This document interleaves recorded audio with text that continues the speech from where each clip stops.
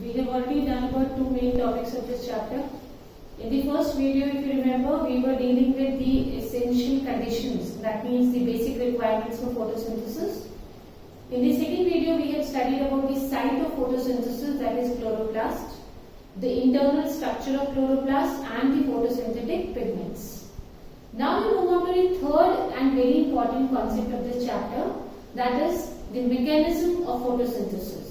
How photosynthesis takes place. Although the entire process will not be summed up in this video, we'll be having more videos coming up after this. But we are just initiating, we are starting with a complex process, that is mechanism of photosynthesis. Till now in junior classes we have studied that it's a very simple process. We have chlorophyll in the leaves, sunlight comes from the sun, water comes with the help of roots, and very easily food is prepared, and this is what we call as photosynthesis. But it is not that a simple process, beta. Photosynthesis is a very complex process. So we are going to study a bit about it today, see what it is. First of all, remember that the rate of photosynthesis is directly proportional to intensity of light. On cloudy days, the rate of photosynthesis is less, and on a bright sunny day, the rate of photosynthesis is higher. So what does this prove? What does this remind you? That the rate of photosynthesis is directly proportional to the intensity of light. Also remember that it will keep on increasing till it reaches a certain point. Beyond that, the rate of photosynthesis will not increase. If you remember, we had done about Blackman's hypothesis, which says that one or the other thing becomes a limiting factor. Fine, there would be enough light, the intensity of light would be lot, but then either chlorophyll or water or CO2 would become the limiting factor. I had discussed about the word limiting factor with you yesterday. So remember what is limiting factor? Something which leads to something whose deficiency leads to a reaction being stopped. That is your limiting factor. So two things about the relationship of light and photosynthesis. Number one, the rate of photosynthesis is directly proportional to intensity of light. Second, it will no doubt keep on increasing with the increase of light, but there will be a time when it will reach a maximum point. That maximum point is called saturation point. What is that point called as? That is called as the saturation point. Moving on to photosynthesis now. Photosynthesis takes place in two steps. We've got light reactions, we've got dark reactions. I will be taking up one little part of light reaction in this video today only. So the first step of photosynthesis is what we call as light reaction, or the other name for light reaction is the photochemical phase, because a lot of chemical reactions will take place in the presence of photo, that is light. That is why the light reaction is also known as photochemical phase. I hope you understand why. A lot of chemical reactions taking place in the presence of photo, that is light. That is why this phase is what we call as the photochemical phase. During this reaction, what all is going to happen, that we are going to understand later. Now this reaction, that is what we call as the photochemical phase, will include the following steps. The first step is absorption of light. Second is splitting of water. Third, release of oxygen. And last, formation of high energy chemical compounds like ATP and NADPH. Again, the sequence should not change, so you can make your own formulas. The first is what, beta? Absorption of light. So A would be the first one. Second is splitting of water. So S. AS as, this is what you can take. A will remind you that the first step is what? It is absorption of light. S will remind you that second step is splitting of water. ASR. What is R? R will tell you the release of oxygen, and the last one is F, that is formation of high energy compounds. So the simple formula becomes ASRF. ASRF, or you could simply say as RF. What does it mean? A shows absorption of light, AS. S stands for splitting of water, R is release of oxygen, and finally what is going to happen is formation of high energy compounds. Remember the name of two high energy compounds which will be formed in the photochemical phase. They are ATP and NADPH. So what did we do till now? We said that the entire process of photosynthesis is categorized into two steps. The first one is what we call as light reaction. The other name for light reaction is the photochemical What all things will happen in the photochemical phase? I give you a simple formula to remember. ASRF. What is going to happen? First A, that is absorption of light. Then S, that is splitting of water. 3, release of oxygen. And F, formation of high energy compounds. And here also remember two compounds. They are ATP and NADPH. Now during the entire process of this light reaction, where will light be absorbed? Light will be absorbed by the photosynthetic pigments which are present in the grana of thylakoids. See beta, light will be absorbed where? Remember, light will be trapped, light will be absorbed by those photosynthetic pigments which are present in the grana of thylakoids. A very quick reminder, if you remember, when thylakoids arrange themselves in stacks, we call them as grana. So, in the grana of thylakoids, what is present is photosynthetic pigments. These photosynthetic pigments will trap the sunlight. These photosynthetic pigments are organized into two discrete complexes or different complexes. Now these photosynthetic pigments arrange themselves, or for our convenience we have put them into two different categories. We call them as LHC, light harvesting complexes, LHCs, because they are two. So we are going to call them as LHCs. L is light, H is harvesting, and C is complex. As I told you, these photosynthetic pigments which will trap sunlight will be present where? They will be present in the grana of thylakoids, and these photosynthetic pigments organize themselves into two areas or two complexes which are known as LHCs, that is light harvesting complexes. We call them as photosystem 1, that is PS1, and photosystem 2, that is PS2. Is it clear for everybody? We said that this entire light reaction, during this process, light will be trapped by whom? Light will be trapped by photosynthetic pigments. Where are they present? These photosynthetic pigments are present in the grana of thylakoids. And these photosynthetic pigments will organize themselves into two areas or two specifications, you can say, into two complexes which are called LHCs, light harvesting complexes. One is known as photosystem 1, in short we write it as PS1, the Roman number 1, and the second is PS2, that is PS and Roman number 2. I use the word photosystem. I said we have two complexes, light harvesting complexes. One is photosystem 1 and the second is photosystem 2. Now what do we mean by a photosystem beta? These light harvesting complexes, or you can call them as photosystems, are actually what? They are made up of hundreds of pigment molecules which are bounded by proteins. I just told you that photosynthetic pigments assign themselves and form two LHCs. So what is a LHC? What is a light harvesting complex? What is a photosystem? It is nothing. It is just what? It is hundreds of pigment molecules bounded by proteins. Of course, photosynthetic pigments. Photosynthetic pigments bounded by what? Bounded by proteins. So what is a photosystem? What is a light harvesting complex? They are same. Two different names for a photosystem or a light harvesting complex. They are actually a combination of what? They are made up of hundreds of pigment molecules which are bounded by proteins. Each photosystem has a reaction center. Reaction center means the place, see it's a big space. The entire system is called photosystem.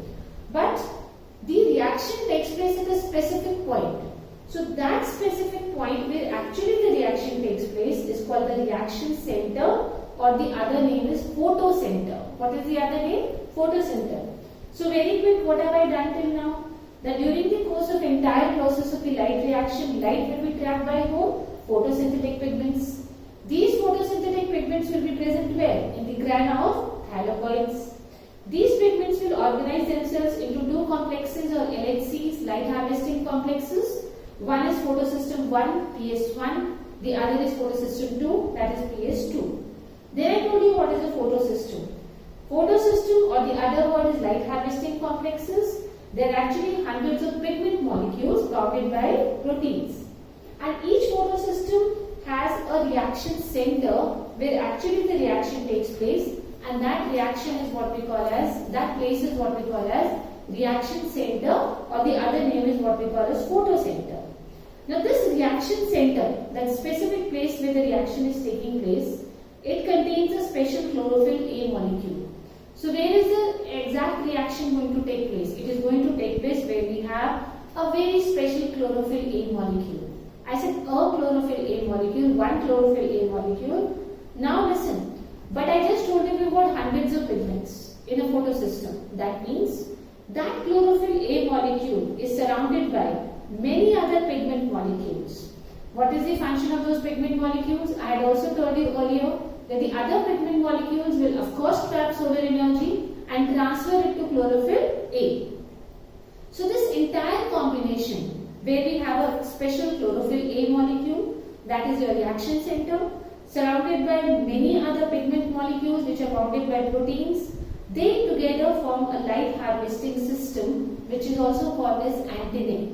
What is it called as? Antennae. So what does antennae consist of? It consists of a chlorophyll A molecule which is your reaction center, surrounded by hundreds of other pigment molecules which feed the chlorophyll A center by absorbing different wavelengths of light. This entire combination of chlorophyll A molecule surrounded by hundreds of other pigment molecules which are feeding the chlorophyll A molecule is called a light harvesting system, or it is commonly called as the antennae. These antennae molecules, they absorb light of different wavelengths, okay, and thus they help in making the photosynthesis more efficient. That means it is not chlorophyll A molecule alone which is going to absorb the sunlight. I have already told you earlier also. So all these other pigment molecules, hundreds of pigment molecules which are surrounding the chlorophyll A molecule will also absorb the sunlight. That means they will also increase the rate of efficiency of the photosynthesis. We talked about the reaction center just now. So the reaction center is different in both the photosystems. I told you reaction center is actually the chlorophyll A molecule where the real reaction takes place. So this reaction center is different in both the photosystems. In PS1 and PS2, the reaction centers are different. How are they different? Beta. In PS1, the reaction center, whenever I say reaction center, I mean the chlorophyll A. In PS1, the reaction center or the chlorophyll A has a peak of absorption at 700 nanometers. This chlorophyll A will reach its peak at what value? 700 nanometers. So it is also known as P700.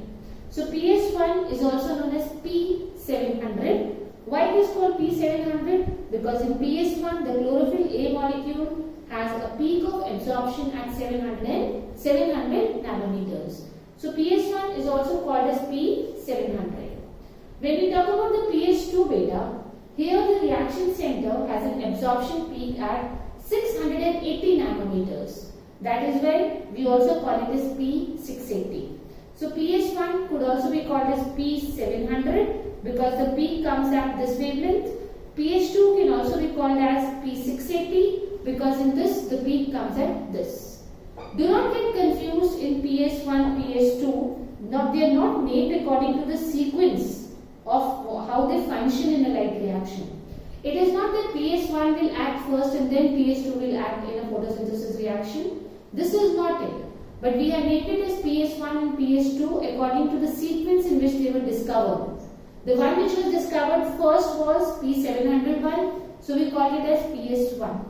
Later, the discovery came for P680, so we called it as PS2, that is photosystem 2. So please do not get confused that PS1, PS2 mean that first PS1 will come into the function when we have a process of photosynthesis and then PS2 will act. No. This is just a sequence in which they were discovered. The one which was discovered first was the P700 one, so we call it as PS1. The second which was discovered was the one which had its peak as 680, so we call it as PS2. Now let's move on to a little more complex part, that is the electron transport. Now the photosynthetic electron transport chain starts with the absorption of light energy by photosystem 2. I told you as a reminder before also that don't think that PS1 is going to act first. Here it is different. PS2 is going to start. So you can think about PS2 as a particular section of your own. You can select, you can make it A section, you can make it B section, anything. You can take it as your choice. Let us start by taking as photosystem 2 as an A section. Now what is going to happen, beta? The process is going to start when light will be absorbed first by photosystem 2. What will happen? Photosystem 2, that means I am talking about P680, I am talking about the wavelength of 680 nanometers. This will be absorbed by the reaction center of photosystem 2. I told you photosystem 2, the reaction, the absorption is at what value? It is at 680 nanometers. So the process starts here. The photosystem 2 chlorophyll A molecule will absorb a light of wavelength 680 nanometers. Now what will happen? Because of this light, a pair of electrons will become excited and they'll jump into an orbit away from the nucleus. Remember, this is the second step. What happened in the first step, beta? This is a little complex, you'll have to learn it, remember it step by step. In the first step, what happened? Light was absorbed by photosystem 2 and the light was of wavelength 680 nanometers. What happened in the second step? After absorbing light, a pair of electrons from photosystem 2 got excited. It got more energy, extra energy, so it got excited. So it got excited and it jumped into an orbit which is away from the nucleus. Earlier it was in an orbit which is closer to the nucleus, like you've done those K element shells and all. So earlier it was closer to the nucleus. Now it has gained more energy, so it has jumped away. It has gone away from the nucleus. Okay? So these electrons, now we come to the third one. These electrons are then picked up by an electron acceptor. Third step. There is an electron acceptor. Any compound which can accept electrons, you've done about electropositive, electronegative elements in class 10. So you know which elements accept electrons or what accepts electron. So now what happens is these electrons, number 3, are received by an electron acceptor. This is the third point. What will happen in the fourth point? This electron acceptor will pass these electrons further to electron transport system. So we have done the first 4 steps very fast. The first step, what happened? Light of wavelength 680 nanometers was absorbed by photosystem 2. Second step, the electrons in this photosystem, a pair of electrons got excited and they jumped and reached an orbit away from the atomic nucleus.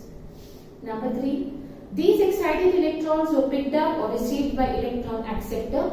Number 4, what did this electron acceptor do? They took these electrons, they did not keep these electrons. This electron acceptor does not keep these electrons, but it passed them further to a system which we call as electron transport system. Is it okay for everybody to hear? Now your excited electrons have reached a system where we call them as that system, that place is what we call as the electron transport system, where basically what are present are cytochromes are present. What are present? Cytochromes. What are cytochromes? No need to go in details, just remember that they are proteins which have a heme group, HAEM, heme group. That means they have an iron atom with them. Fe atom, iron atom is there with them. Okay, what do we call them as? They are called as cytochromes. What are cytochromes? Proteins that have a heme group, that means they have an iron atom with them. Okay, is it clear for everybody? These are cytochromes.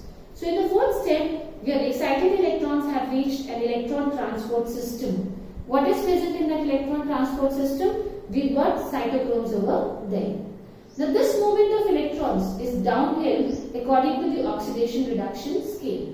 If you go according to the oxidation reduction scale, the movement of electrons, the electrons are being transferred from electron acceptor to a transport system complex. They are going downhill. Electrons of the electron transport chain are not used up in this beta. Instead, they are further passed on to the pigments of PS1. Now what happens? After these electrons reach the electron transport system, they are still not used up. These electrons are further passed on to the pigments of PS1. Very fast. What was the first step? Light was absorbed by PS2, 680 nanometers. Number 2, a pair of electrons got excited, jumped and went away from the nucleus into an orbit. Number 3, they were accepted by an electron acceptor.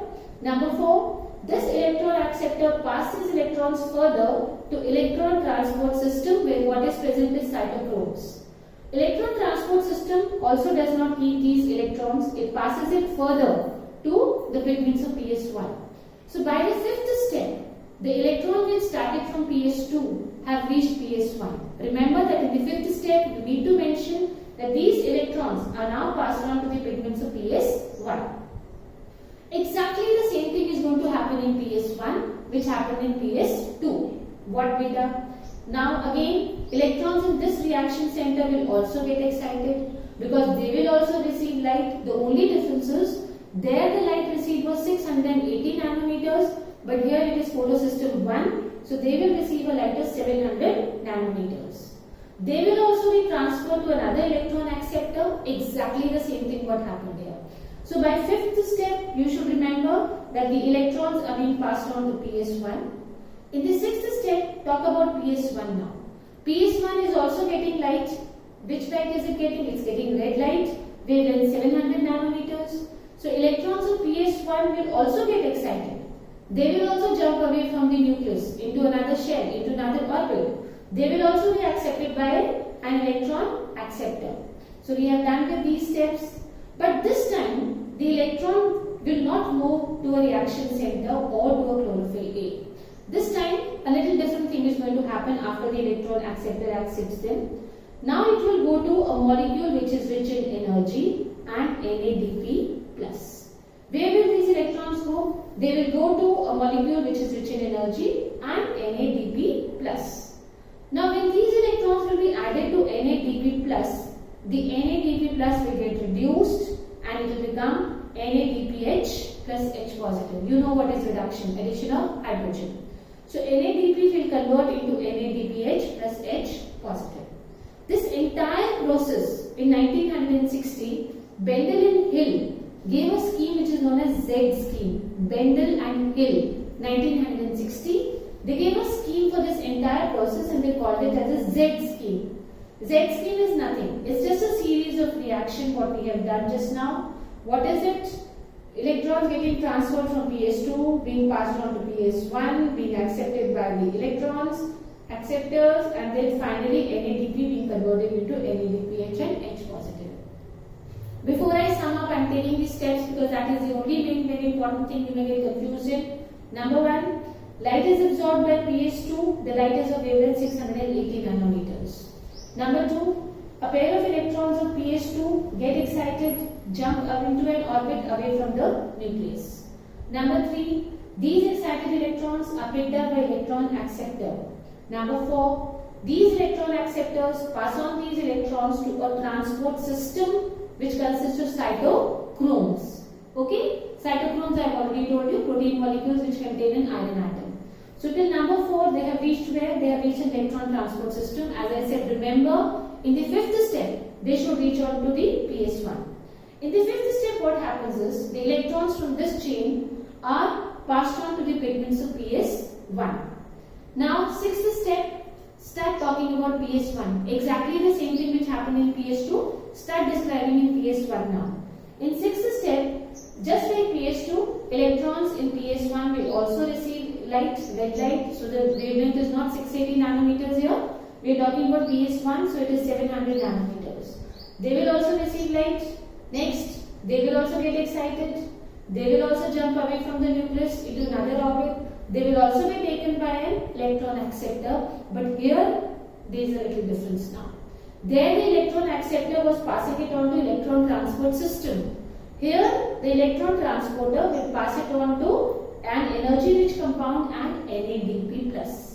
Now this NADP+, once it gets an electron, it reduces, and because H2 is being added beta, so NADP becomes NADPH plus H. Is it okay for everybody? So the final products that we got at the end of this entire scheme was NADPH plus H. And how did we get this? The NADP, once it got those electrons, this NADP was converted into NADPH and H. I hope the entire process is clear to everybody. If you want, I will be revising the steps once again with you. Absorption of light by photosystem 2. Second, exciting of electrons of photosystem 2. They move away from the nucleus and they go into another orbit. Number 3, electron acceptor accepts them. Number 4, this acceptor passes these electrons to an electron transport system. Number 5, electron transport system transports these electrons to PS1. Number 6, electrons of PS1 also receive light of wavelength 700 nanometer and get excited. Number 7, they also move away from the nucleus and are accepted by an electron acceptor. And here the change comes is that the electron acceptor passes them to a molecule rich in energy and NADP. And what happens in last? NADP, after it receives the electrons, it is converted into NADPH and H. So this is all we have done. We have done a bit about electron transport. In the next video, I will tell you about splitting of water. Thank you.